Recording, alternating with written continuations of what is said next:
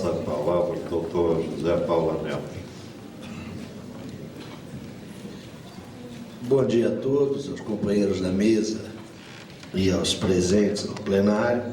Eu queria agradecer o convite para participar desse seminário, trazer aqui a minha solidariedade militante à luta anti-imperialista e anticapitalista, e dizer que eu me sinto muito honrado de participar dessa mesa e tentar também trazer, nesse espaço que é muito curto, como se viu, não é? Algumas ideias para a nossa reflexão. Eu começaria dizendo para vocês, né, que os homens da minha geração, e há vários deles aqui, né, devem se sentir numa situação muito engraçada quando olham para trás. Eu entrei na universidade nos anos 60 e o clima mundial e nacional era muito diferente desse que a gente vive hoje. O que estava acontecendo na transição dos anos 60 para os anos 70? Aí entre 65, 70, 72. O imperialismo, que foi mencionado aqui, se via acuado. As lutas de libertação nacional em África, Ásia e na América Latina estavam crescendo. Não é? O imperialismo norte-americano começava a registrar sua grande derrota do século XX, que foi a derrota no Vietnã. Por outra parte, se a gente observa o que se passava no movimento operário europeu ocidental e também nos Estados Unidos, havia uma série de ganhos, de conquistas dos trabalhadores, inclusive do ponto de vista salarial, com efetivos impactos na sua qualidade de vida. No mundo dos intelectuais, ninguém apostava um centavo na sobrevivência do capitalismo. Supunha-se que a revolução estava ali na esquina, às 8h30 do dia seguinte. Os tempos eram maus para o imperialismo. Eu sou de uma geração, embora eu nunca tenha acreditado que o socialismo estivesse ali na esquina às 8h30 da manhã, nossa espera. Mas eu sou de uma geração que tinha absoluta certeza de que no Brasil nós derrotaríamos a ditadura, a derrota da ditadura sucederia uma transição socialista. E eu me recordo que eu contemplava o futuro, nessa época eu tinha futuro, eu tinha 20 anos, eu contemplava o futuro com enorme otimismo. Nós estamos discutindo aqui hoje, e penso que é o primeiro passo para que a gente possa transformar, como disse o professor que me antecedeu, um fim de crise em alternativa, não para o capital, mas para nós. Eu penso que o primeiro passo é reconhecer que nós nos encontramos numa situação muito difícil. Eu, que estou desligado de qualquer vinculação partidária, e portanto falo só em nome pessoal, quero dizer para vocês que eu não represento nada. Se eu fosse candidato a síndico do meu prédio, provavelmente eu não teria o voto da minha mulher. Eu acho que a primeira coisa que a gente tem que fazer é reconhecer que nós sofremos, nos últimos 30 anos do século XX, uma enorme derrota. Nós não perdemos a guerra, mas nós sofremos uma enorme derrota. E nós sofremos uma enorme derrota não é porque nós não tenhamos razão ou não tenhamos referências de conhecimento que sejam justas e verdadeiras. Nós perdemos porque a correlação de forças, e é preciso insistir na questão da luta de classes, se nos tornou extremamente negativa. Isso que chamamos neoliberalismo é uma resposta do capital, é uma resposta do capital monopolista, ou se vocês quiserem, é uma resposta imperialista, àquele quadro que eu mencionei de ascenso das lutas democráticas, populares e progressistas em todos os quadrantes do mundo ao longo dos anos 60 e na entrada dos anos 70. Não é por acaso que isso que a gente chama de neoliberalismo hoje teve a sua primeira receita implementada aqui na América Latina na sequência do golpe militar que derrubou o governo da Unidade Popular no Chile em 1973. As primeiras experiências daquilo que nós podemos chamar de neoliberalismo foram feitas ali, sob o coturno assassino e genocida do general Pinochet, e com a direta assessoria de acadêmicos norte-americanos. Isso não é uma coincidência. Eles nos derrotaram politicamente, e essa derrota política, eu quero insistir aqui, não foi uma derrota através de processos democráticos formais, por vias eleitorais, não, foi pela via da violência, da repressão mais brutal. E não pense que a repressão ocorreu aqui na América Latina ou no Cone Sul. Eu quero lembrar para vocês o comportamento do presidente Reagan em face dos controladores de voo norte-americanos. Ele militarizou o serviço. Ou como foram duramente reprimidos na entrada dos anos 80 os heróicos mineiros britânicos. Aquela senhora que a imprensa burguesa gosta de chamar de a dama de ferro, na verdade é megera de ferro, reprimiu brutalmente e quebrou a espinha dorsal do movimento sindical inglês. Isso que nós chamamos de neoliberalismo é uma clara resposta truculenta, repressiva e violenta aos avanços dos trabalhadores nos anos 60 e 70. Essa resposta é uma resposta muito curiosa, não é? Neo é um prefixo que significa novo. Então, neoliberalismo nos dá a ideia de um novo liberalismo. Quando nós sabemos que no século XVIII, a teoria política liberal, lá atrás, lá antes da Revolução Burguesa, da vitória da Revolução Burguesa, antes da vitória da Revolução Francesa, o liberalismo, a teoria política liberal, teve um papel progressista. Era a luta contra o absolutismo. Era a expressão dos ideais da burguesia revolucionária. O neo hoje não traz nenhum elemento de novidade. A expressão neoliberalismo é equívoca. Neoliberalismo, a gente tem que chamá-lo pelo seu nome. É o conservadorismo político e ideológico que se limita com o reacionarismo político e econômico. O pai desse conjunto de ideias é um já falecido economista austríaco, foi o prêmio Nobel de Economia em 74, não é? Friedrich Hayek. Esse homem, nos anos 40, ninguém lhe dava atenção.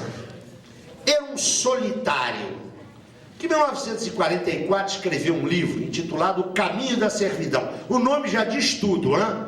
O Caminho da Servidão.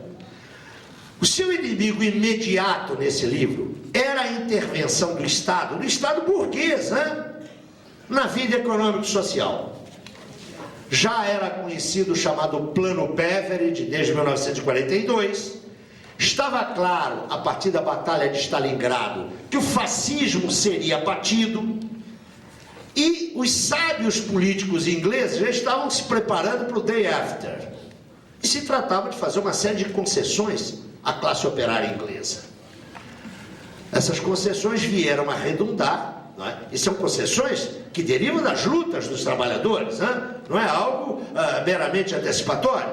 E iriam redundar no chamado estado de bem-estar social alguns anos depois. Hayek tem como objetivo imediato combater qualquer tipo de intervenção do Estado, o mais exatamente, um tipo preciso, como veremos adiante, de intervenção do Estado na economia e na sociedade. Mas o seu objetivo de mais largo prazo não era vulnerabilizar as ideias do Partido Trabalhista na Inglaterra. Seu objetivo de mais largo prazo era garantir a inviabilidade do socialismo. Esse era o seu objetivo. Entretanto, esse homem passou cerca de 20 anos falando e ninguém lhe ouvia. Ele tinha uma sociedade, a sociedade do Mont Pelerin, do Monte Pelerin, financiado por grandes capitalistas, onde ele se reunia com intelectuais, desenvolvia as suas ideias, patrocinava pesquisas, mas sem qualquer audiência pública maior. No final dos anos 60 e na entrada dos anos 70, quando a ordem capitalista se via efetivamente ameaçada, o recurso foi às ideias de Hayek. Qual é o fundamento das ideias de Hayek? Eu diria que o fundamento é o seguinte: o mercado deve ser o único regulador da vida social. O mercado entendido como livre espaço social de negociação entre iguais, não é? Porque nós somos iguais, nós e o Antônio Hermínio de Moraes, juridicamente somos rigorosamente iguais. Mercado como espaço de circulação de mercadorias. Esse é o regulador social. Qualquer tentativa de introduzir regulamentações na vida social e econômica que possam significar qualquer limite à liberdade de mercado, leia-se, qualquer limite, qualquer trava, qualquer freio aos movimentos do capital, qualquer limite é mal visto e mais, deve ser combatido. Entendem os economistas, não é? Que não existe mercado autorregulado. A mão invisível do que falava Adam Smith é mais invisível do que mão. Ela não comparece. Economia de livre mercado, como disse o professor que me precedeu, é necessariamente ciclo de crise. Não existe capitalismo sem crise. A crise não é uma doença. Ela é um mecanismo. Ela é um elemento constitutivo do capitalismo. Então, quem fala em autorregulação do mercado, quem fala em mercado que se regula, das duas uma, ou está enganado, ou o que é mais comum, está enganando. Ora, toda essa ideologia de autorregulação do mercado não é crível nem para os seus autores. A luta contra a intervenção do Estado na economia, levada a cabo por estes senhores, não é a luta pela diminuição do Estado, conforme eles anunciam. É a luta dos elementos regulatórios que possam ter qualquer componente democrático e social. A grande burguesia brasileira sabe que ela só existe e mantém seu poder com este Estado que aí está. É bastante curioso, não é? Que no movimento importantíssimo a que o professor se referiu de privatização, devia ser o afastamento do Estado da vida econômica. Pelo contrário, o movimento de privatização foi conduzido aqui a partir do Estado, uma fortíssima intervenção estatal, não é? A entrega do patrimônio público a esses flibusteiros, porque é disso que se trata, não é? A esses piratas da economia brasileira, foi feita com apoio aberto de um organismo estatal, que é o Banco Nacional de Desenvolvimento Econômico e Social. Os neoliberais não lutam contra o Estado e a sua intervenção econômica. Eles lutam contra quaisquer mecanismos que, por via estatal, permitam travar, de alguma maneira, o nível de exploração dos produtores diretos. É a partir dos anos 70 que essa ideologia começa a ganhar forma e fórmulas.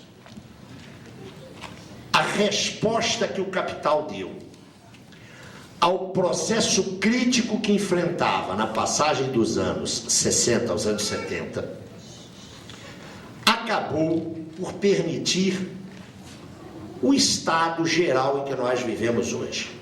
Isso foi claramente descrito pelo professor que me precedeu, não perderei tempo em assinalar, não é? Ele deu alguns dados, a gente podia multiplicar o atoleiro em que se encontra a sociedade capitalista contemporânea. Não é? O atoleiro. O que a gente pode afirmar com absoluta segurança, a partir de uma análise rigorosa dos tempos presentes, é que, ao contrário do que ocorreu no passado, o capitalismo não oferece hoje nenhuma alternativa positiva para a humanidade. Isso tem que ser dito com toda clareza.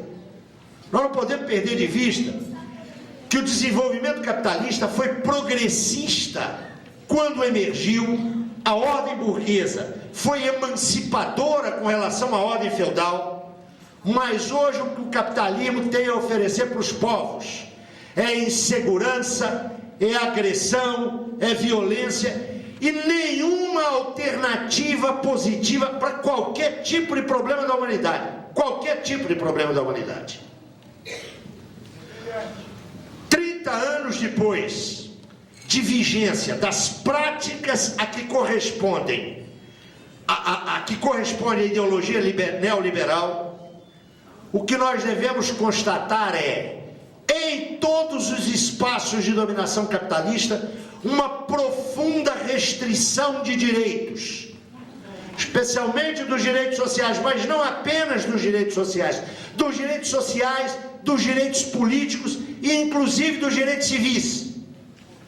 É preciso insistir na redução dos já diminutos espaços democráticos que conhecíamos, a não ser que a gente acha que democracia é de 4 em 4, aliás, no nosso caso de 2 em 2 anos, tem as eleições municipais, escolher quem é que vai roubar com mais eficiência. Eu quero chamar a atenção de vocês para algo. Só um instante. Quero chamar a atenção de vocês para algo que é característico das condições hoje contemporâneas do capitalismo em termos de democracia política. Porque a nós socialistas, não é? Eles sempre acolhem o quê? Nós somos autoritários, ditatoriais, reprimimos a democracia e a gente frequentemente enfia essa carapuça como se ela fosse verdadeira. Eu quero citar para vocês 2 exemplos mais ou menos recentes e para a gente ficar aqui no pedaço, não é? Eu quero lhes lembrar que para a sucessão de Menem, vocês se lembram do Carlos Saul Menem? Aquele sujeito de largas costeletas e tangueiro, que dançou no Palácio do Planalto, passando a mão numa parte da anatomia da Dona Ruth que irritou o Fernando Henrique. Na sucessão deste cidadão, candidata-se à presidência da República, sucessão do seu segundo mandato, aquele que foi o responsável pela liquidação do que havia de regulação social na Argentina, Domingo Cavallo, foi derrotado, teve 10% de votos, ganhou Fernando de la Rúa, radical. 10 meses depois de eleito, de la Rúa convoca Domingo Cavallo para ser seu ministro da Economia. O cidadão foi recusado por 90% dos argentinos. 10 meses depois ele se torna o czar da Economia. E a gente sabe em que é que deu. Isso é um problema lá dos argentinos? Não. Vocês conhecem um país onde um presidente da República, depois de 3 campanhas, todas elas contra o neoliberalismo, contra as medidas do FMI, contra as injunções do Banco Mundial, chama para cuidar do seu galinheiro, que é o Banco Central, uma raposa, um serventuário do Bank of Boston, que é o senhor Meirelles. Mas escuta, isso não aconteceu só aqui, só na Argentina, não. É que há uma internacional do capital que transcende as fronteiras nacionais, que rompe com qualquer pretensão de soberania. Essa internacional do capital, de que uma das expressões é o consenso de Washington, ocupou amplamente os organismos chamados multilaterais, o Banco Mundial, o FMI. Estas são agências internacional do capital. E esta gente, depois de 30 anos, que indicadores nos oferecem da sua política? Quanto tempo eu tenho? Já vou encerrar. Que indicadores nos oferecem da sua política econômica? As crises que foram referidas pelo companheiro. Uma instabilidade econômica geral, mas muito mais do que isso. Nos últimos 30 anos, todos os dados confiáveis, e não são dados do jornal Inverta, não. São dados do próprio Banco Mundial, das agências vinculadas à ONU. o que se registrou em todos os quadrantes, todos, foi, em primeiro lugar, um brutal aumento das desigualdades nos planos nacional e internacional. Isso foi mencionado aqui pelo companheiro. Um brutal aumento da distância entre países ricos e pobres, leia-se quase sempre, países imperialistas e países periféricos explorados, mas também no interior desses países, entre os seus ricos e os seus pobres. Eu sempre gosto de citar para os meus alunos o dado da agência oficial norte-americana, seria o nosso ministério aqui do desenvolvimento social, de que 20% da população norte-americana, portanto maior do que as taxas por via salarial, de massa salarial, 20% da população americana é considerada pelos padrões norte-americanos subnutrida. E mais, come comida de cachorro. Não sei se vocês sabem disso. Essas latinhas aí, que são onde se vende aquela mistura para cachorro, aquilo ali é proteína, é 21% de proteína. O americano consome aquilo. Mas mais, compra remédio veterinário. Eu não estou falando de Biafra. Eu estou falando da maior potência imperialista. Mas além disso, nesses últimos 30 anos, se acelerou a crise ecológica. Falar em desenvolvimento autossustentado sobre o capitalismo é uma piada, só que é uma piada de mau gosto. Entretanto, meus amigos, eu acho que a nossa derrota, porque nós perdemos, não perdemos a guerra, mas perdemos a batalha, se deu no plano que o companheiro, eu pensei que você fosse tematizar mais, mas também não tem tempo, é o da luta ideológica. É o da luta ideológica. Travar a luta ideológica, a luta das ideias, me parece hoje algo absolutamente central. Porque nós, e esse nós aí eu quero dizer que eu estou falando por mim mesmo. Nós comunistas, que coisa horrível, ainda tem um cara que diz que é comunista, isso está tão fora de moda, né? Mas eu sei que nós nunca estamos sozinhos, mas somos poucos. Nós comunistas não queremos enfiar ideias na realidade. Nós queremos tomar um movimento efetivo da realidade e dar direção a ele. Por isso, nós temos que travar a luta ideológica.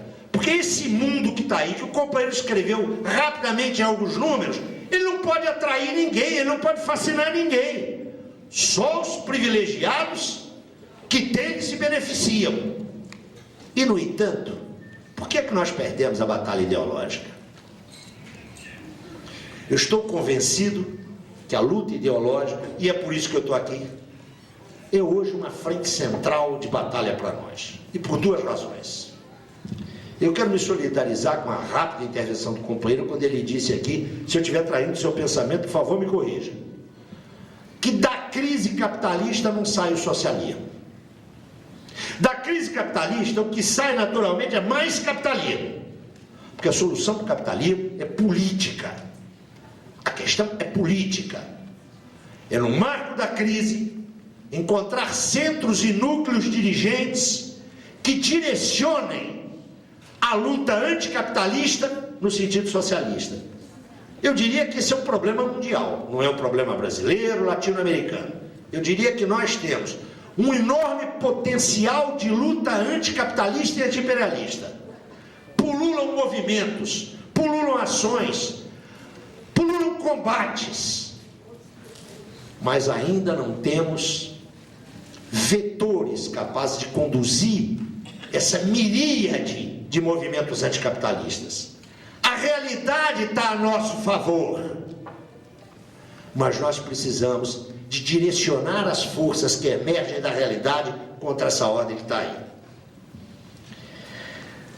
Se a solução é política, a organização política, o partido político, está na moda falar que os partidos perderam a sua função nesta sociedade civil tão articulada que está aí, né? Eu quero dizer para vocês que eu sou muito velho nisso.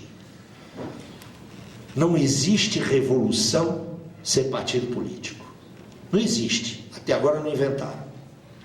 Então, qualquer forma de organização que seja capaz de orientar a luta de milhões e milhões de homens, milhões e milhões de homens, nós estamos falando em escala de milhões de homens, não são centenas, não são milhares, são milhões de homens. Contra essa ordem, essa é saudável e necessária. O que eu vim dizer aqui a vocês é só isso. É dizer que, com os dados que nós temos da análise dos últimos 30 anos de neoliberalismo, com as suas privatizações, desregulamentações, flexibilizações, o que a gente só viu no mundo aumentar foi o racismo, a xenofobia e o pauperismo. Mas nós temos que ganhar os homens e as mulheres, os jovens e os velhos, para o reconhecimento do que aí está. E isso só se faz com um aberto, franco e direto debate de ideias. Não temamos a realidade. Não temamos a realidade. Se o capitalismo é o que o companheiro disse, ou seja, se ele tem uma contradição fundamental de fundo, a realidade joga a nosso favor. Não vamos ter medo de enfrentá-la criativamente, corajosamente. Agora, a realidade não entra direto na cabeça dos homens. Entre a realidade e a cabeça dos homens existe a TV Globo, existe The Globe, que é esse jornal norte-americano editado aqui pela família Marinho, né? É aí que a gente tem que trabalhar também. A luta política é fundamental, mas não nos esqueçamos de que a luta de classes, o plano das ideias, também nos é fundamental. Já disse o fulano, que certamente é querido de vocês, pelo menos é meu querido, que sem teoria revolucionária não há revolução. Muito obrigado.